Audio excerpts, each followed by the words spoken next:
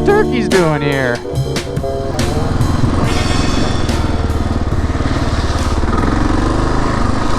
So I think it's probably no secret at this point that when the specs first came out for the Gen 3 KLR, that was deeper than I thought it was going to be, that I was not exactly impressed. One could even say that I was a bit disappointed. I was really kind of hoping, I think like a lot of you, look at that water going, what a pretty sight, that the KLR name would go to something that would be kind of a direct replacement for the 10RA700, since you still can't go to a dealer really and buy one of those. Things are getting a little bit better, but I think as cool as that would have been, and as excited as I was to see what they came out with, and you know, as kind of disappointed as I was that that wasn't the case, I think there's a lot of you out there that were kind of on the other side of the fence. Ooh, hi chipmunk. That were right, that the small changes that they did to go from the Gen 2 to the Gen 3 when they brought it back, as small as they were smart changes, and they were good changes. And while maybe they didn't give us our 10RA700 replacement, what they gave us was what I think a lot of Gen 1, Gen 2 KLR owners had been asking for. And I think honestly, as good as a bike that would have been a dual cylinder, you know, maybe more like 80 horsepower rather than 40, would have done for them at this point, since everybody's so excited about the 10RA, I think that really kind of would have been almost a mistake. I think having a bike like that from Kawasaki would be good, don't get me wrong.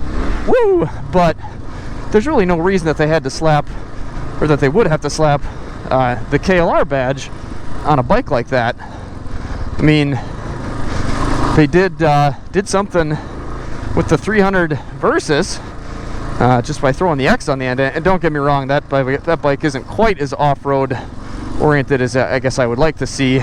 But I mean, they've got the 650. Whoa, yeah, this will be fun.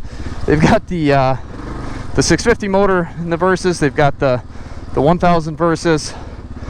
I mean, there's not really a whole lot of reason that we couldn't possibly see one of those motors in an off-road oriented frame in the near future alongside the KLR. And I'm still hoping that that's going to be the case. I guess time will tell, but if they do come out with something like that and it's around the $10,000 range or less, that'd be great. I'll probably pick one up. Heathen days. Really? Okay. I think if they would have slapped the KLR badge on that and not come out with anything in this price range in a single cylinder thumper, I think they would have really left kind of a big hole in the market, maybe not in the grand scheme of things. But I mean, this bike, while it is a cult following bike, I mean, has a pretty decently sized group of pretty devout followers to it, and people that I think really would have missed it if it was gone completely. And so I think really the small amount that they did do it was really smart, because they're obviously able to keep the price pretty low. Woo! I paid $3,000 less for this bike than I did my 10RA700, and I gotta say, I mean, why do I always have my signal light on? What's going on here? Where is the trail? What?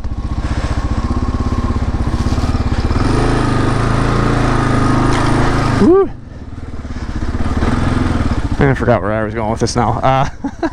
I'm really pretty darn happy and impressed with all the changes that they made. Like I said, they're slight, but they're all pretty noticeable. I mean, not hugely noticeable. I mean, it's 40 horsepower instead of 37. That part's not really all that impressive. And honestly, with the added weight, I'm in way too clse of a trail to be having this camera hanging out like that. The added weight, you don't really notice the difference in the horsepower. I think they probably just had to do that almost just to make it not ridiculously slower. Whoa, that was deep, than the Gen 2. And honestly, maybe it's the sound. I guess I'm a big sound guy, so maybe that's really what it is. It just doesn't sound as fast as my Gen 2, but I don't know, this doesn't really impress me as far as the speed goes. But everything else, though, I gotta say, I really like. I mean, this bike feels smooth. I think, what did they, whoa! what did they say? They extended the rear swing arm to make it more stable, and it's been a while since I've been on my Gen 2, but I guess for as good as everybody says is the Tenere 700 should be off-road, honestly, I kind of like the suspension feel better on this. I do miss the ability to power slide around corners so easy with that anti-squat rear. Don't get me wrong, that's super cool, but it is kind of chattery, and I know maybe I shouldn't complain about that, and I shouldn't let that bother me as much as I do, but it sounds like you're doing something to the bike that shouldn't be done to it. And I guess in that sense and in my mind, which I'm probably wrong, but the KLR just kind of almost feels better. It does, I don't know, it feels kind of maybe a little bouncy. There's a lot that can be done with suspension, but straight out of the box, I'm pretty darn happy with it, and it feels good. It feels super light and easy to control. I think, again, this may be just because I'm used to the big Tenere 700 with the gas tank that's mostly above your knees. So maybe I'm just thinking of that too much and just too used to that, but it's coming up to stop signs and stopping in the woods and stuff, in which there's nobody behind me here, is much less stressful on this bike than it is on the Tenere. I can pretty easily flat foot here. I guess, can you see that foot better? I'm kind of shifting to the side a little bit, and I guess that's just something you got to train yourself to do if you're only 5'10" and want to ride big bikes. But it definitely is a bit more of a friendly bike to ride at slow speeds, and I always praised how light the front of the Tenere 700 felt, and honestly I don't know if this is a change from the Gen 2 or not, but the KLR feels just as light in the front as the Tenere does, and woo, other than the tires, I'm really very comfortable with this thing off-road. Whoa. I think it does awesome. You're gonna take some losses when you're looking at spending $3,000 less, but I think it's $3,000 well saved, honestly, and I think what they did really was very smart, and I'm impressed with it. Another big one that I really like, especially for off-roading, is that the seat is sticky now, a lot like the Tenere 700. I was actually kind of afraid to see what this was going to feel like compared to that bike, because I had gotten so accustomed to that. I love it. It's I think it's not quite as sticky, which actually might even be kind of a good thing. You want to be able to slide around a little bit on it, but I don't know. I really feel very well attached to it. As far as the ergonomics of it go, I mean, I think it's about the same as the Gen 2 was. I had aftermarket bars on that. This one just has the sockers. But this bike is more comfortable for me than my Tenere is. And the seat just in general, I think, is a bit more comfy than the Gen 2. What else is there? There's something else. Oh, yeah. Okay. We can pull over for this one. So easy to stop because I can reach the ground, and when I go to put the kickstand down, I don't have to find the exact perfect landing spot because it's not 3 inches too long. The bike actually leans when it's on the stand, so you don't have to worry about it falling over the other way. Just makes it so much easier, especially for a shorter guy. Little stuff like that really makes this bike just maybe not a lot better than the Gen 2, but it definitely makes me like it more. One thing that they did to this that I do not like is the rubber isolated pegs. This feels awful, and I don't just mean this rubber. I mean there's rubber isolation in there, and I think there's a little tab in the bottom that catches so they don't just fall off. But on an off-road bike, I do not like that. Another thing that I absolutely love that I wish my Tenere had is this has a grab handle to grab the thing. And I mean, why not? If you have a 640-pound bike that you're going to ride off-road, why would you not want to be able to put more than one hand on it in a decent place? I was going to take a picture.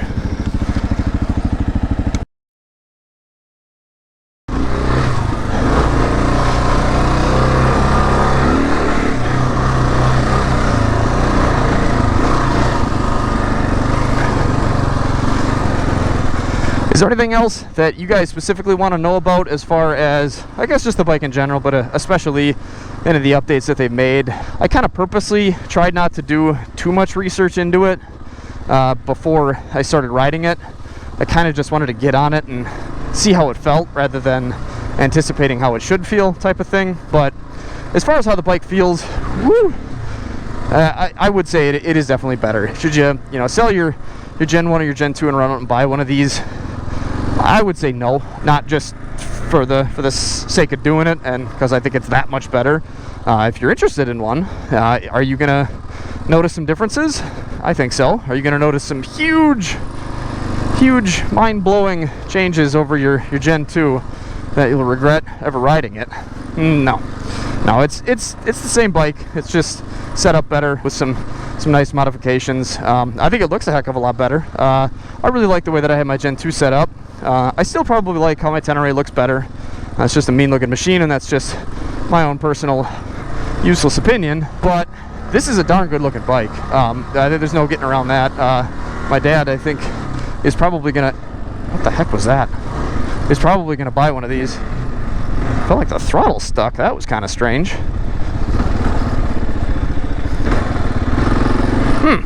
Interesting. Let's keep an eye on that.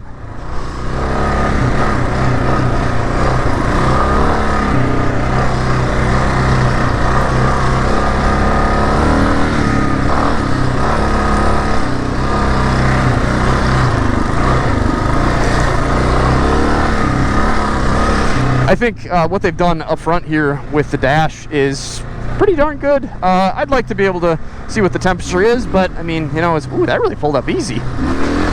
I don't know if that was just luck or what. Usually the back tire, I guess, just kind of spins, but that wasn't bad. It would be nice to know the temperature, but obviously not a huge deal. I really like that we finally have a clock. That is important. I guess I've seen a lot of you guys just put a watch up on the handlebar somewhere, and I suppose that works. I guess this the numbers on here aren't probably much bigger than a watch, but it's nice to have it all in one place, I suppose, and I do like that. Definitely like the GPS bar up top there. I will certainly be sticking a Garmin up there. I've actually got one ordered already that I'm just waiting on. I would have liked to see a 12-volt power supply somewhere on here, whether it's the Sierra lighter style or just a USB, and of course they didn't give us one of those.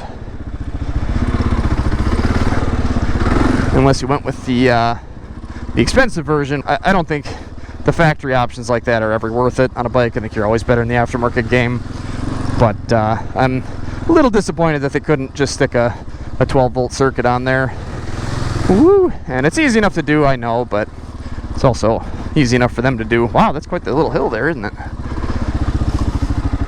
So I would have liked to have seen that. Not a huge deal, obviously. Otherwise, though, I mean, I really think it all looks good. I actually don't mind where the signal lights are up top here. I used to, or initially anyways, thought they looked kind of goofy there. Now I kind of like them. They're in a good spot that everybody can see them, too. At least you hope that they'll be able to. Not that anybody looks out for motorcycles. Dirty buggers.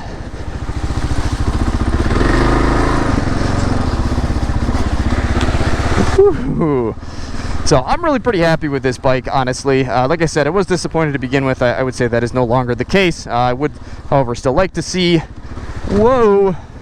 see a more direct competitor for the Tenere from Kawasaki. But I think what they did works well. I think what they did was smart, and I'm happy to be on a KLR 650 again. I've really been enjoying my time with it, and I'm looking forward to get some better crash protection. Well, some crash protection on it. I guess I got my hand guards on so far. That was about it. If you guys are interested in seeing those videos and seeing how the old KLR, the new KLR turns out, then make sure you hit that subscribe button, click the bell after you're subscribed. Whoa! I try to hurt myself and put it on a video every weekend for your guys' enjoyment. So, whoa, yikes. So be sure you're subscribed if you want to see more. Click the bell after you're subscribed so it lets you know when I put those videos out. Other than that, guys, take care. Stay safe, stay swanky. And hey, if you're thinking you might want a KLR, I would say they're worth trying out. I like the new ones. Some good stuff. Good stuff they did. Now get out and enjoy this beautiful world before the snow falls.